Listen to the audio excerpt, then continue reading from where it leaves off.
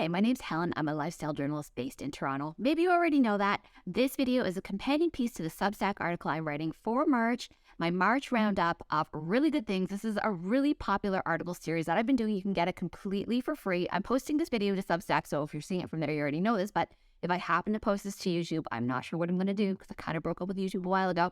But if you're watching this through YouTube, go ahead and sign up for my completely free newsletter, helenavery.substack.com, and you can read this entire piece. You can read all the things that go along with it. But I did want to talk about some of these products, and sometimes I've got to show them, so I thought maybe a video would be the better format for that. So I'm going to tell you what we're going to be talking about. We're going to be talking about this ILIA liquid lip gloss. This is a sample size that I got, but I've been enjoying this product, so I'm going to show that to you.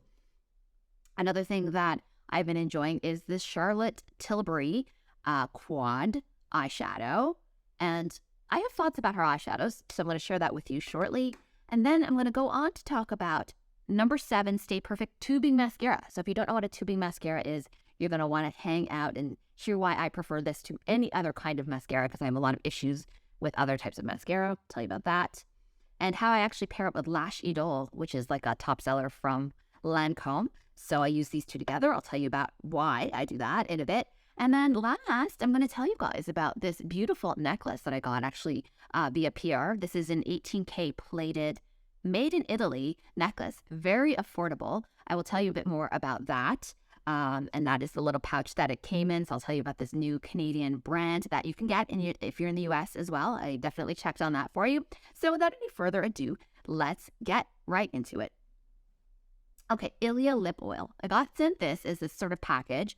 And if you haven't read this article already, I've got a really good article about how to get really good rebates from Sephora paired with amazing samples. I get the best samples. I got a whole bag jammed full of samples, and this was one of them, and it is a winner. I am going to put it on now to show you guys why. If you're like me, you struggle a bit in that lipsticks can make you a bit dry in the lips.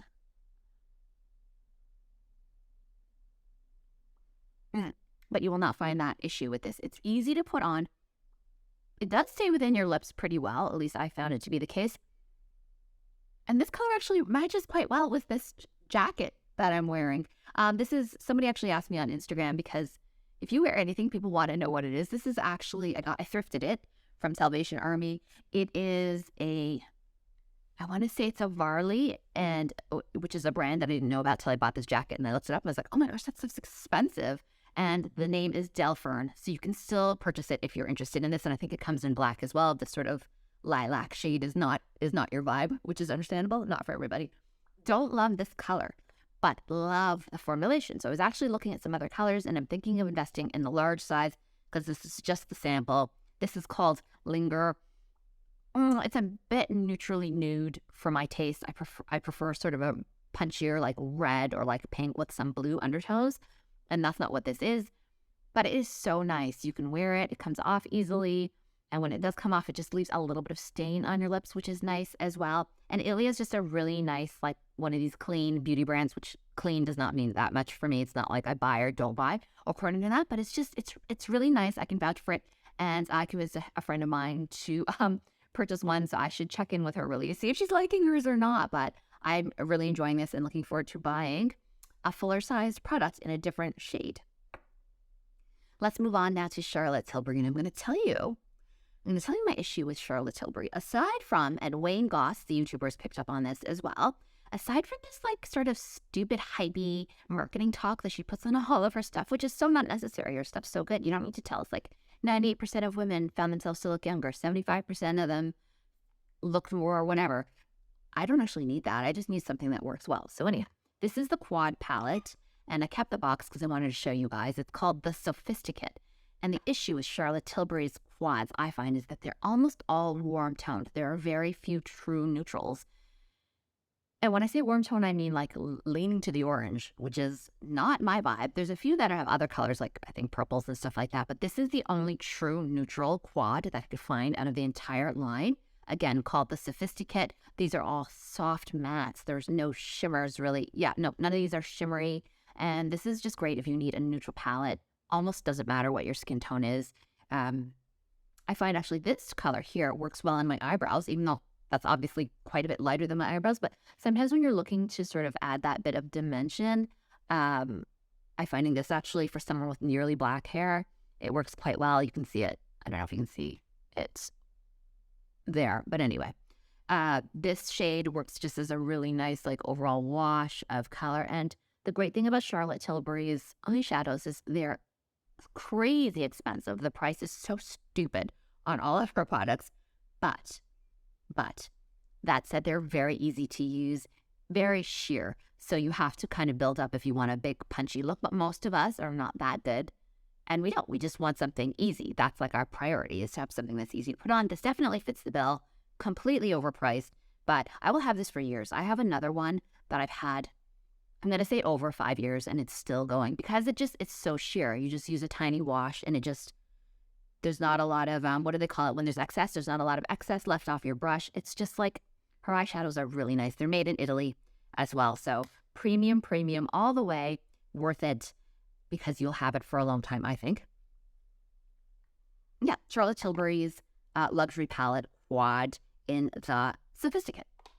Okay, let's move on now. I wanted to tell you about tubing mascara. I have mascara issues. Okay, I need mascara because I'm wearing just a little bit now. I don't have much in the eyelash department, and I've never had a lot of eyelashes, and I don't really wear fakes either. I just try and do what I can with mascara. Don't go crazy, anything like that, but mascara flakes on my eyes, or I can't wash it off, or it's just like regular mascaras don't work for me. I've tried waterproof, I've tried high-end, I've tried drugstore, I've tried everything. So what I've come upon as a solution is using tubing mascara.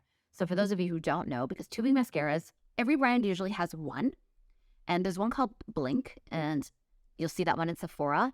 That one is not good. That's a tubing mascara that I find to be not good. This is No.7 Stay Perfect Long Wear Tubing Mascara, and it is quite good. This is the best one I found. But the way the tubing mascara works is that you put it on. So you put on your mascara, and you see this is a nice straight brush. It doesn't have any funky angles or twists or anything like that.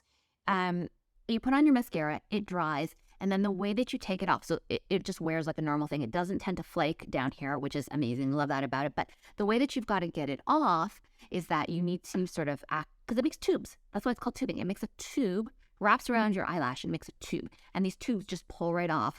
They come right off. You just have to use a little bit of some sort of soap to sort of mix it in with water, because they're waterproof. So if you just splash your face, if you went swimming, you won't have like that ring underneath.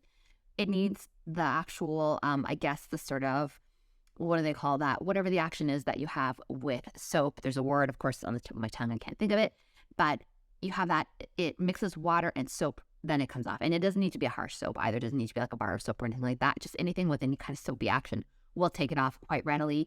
And I really appreciate that. It really does stick, and I don't get that underneath those little, that dark spot that you get underneath after wearing mascara for all day. So my hack, you use this. This is not inexpensive, but it's not super expensive either. I got this at Target because I was in Palm Springs a little while ago, and I have the neck to show for it. I don't know how people out there in the desert do it with the sun beating on them. Actually, I do. I did see someone who would like wear a wrap, like from here below, almost like a hijab, really, just to make sure everything, and just like maybe their eyes will be poking out just because the sun is so intense. But anyhow, so I'm sun damaged, even though I was wearing SPF 50. This is another story for another day. Okay, my hack, sorry. Went on a tangent there, which I'm kind of famous for.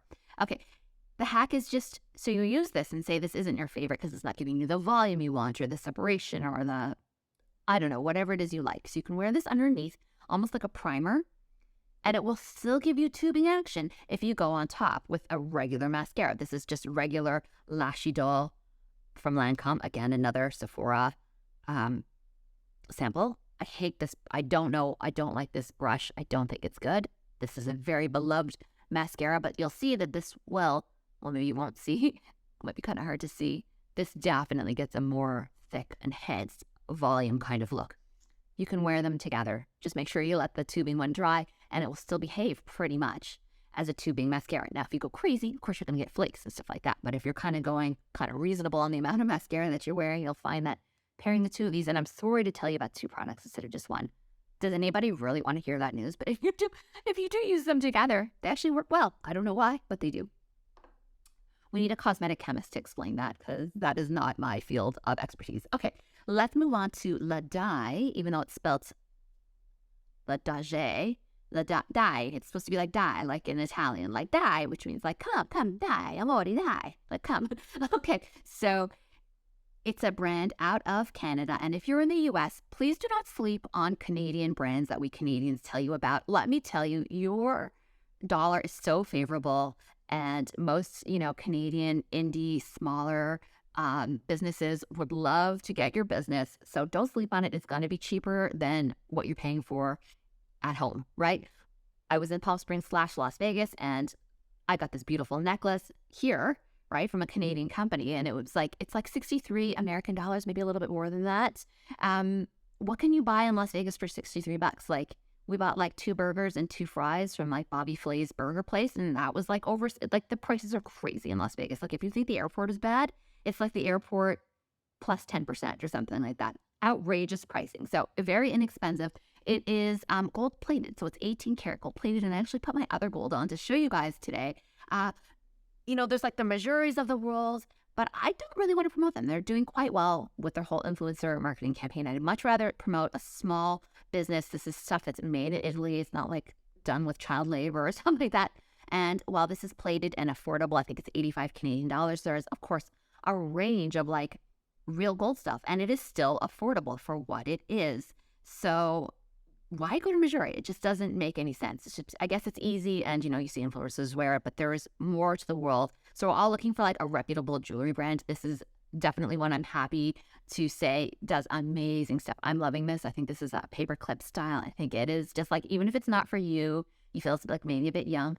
If you have somebody younger in your life, they're going to love this. It's affordable. It's great quality. I love it. I think it looks so nice.